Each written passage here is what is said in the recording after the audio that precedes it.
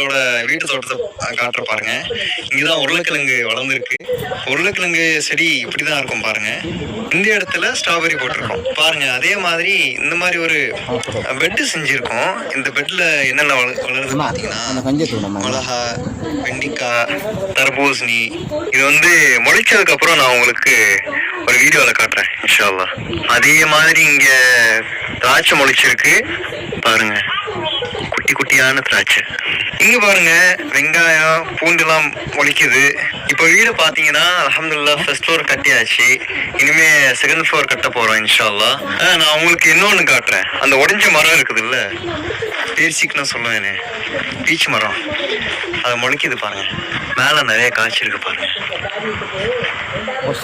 வாங்க நான் உங்களுக்கு இப்ப ஆப்பிள் காட்டுறேன். குட்டி குட்டி ஆப்பிள் எல்லாம் இருக்குது.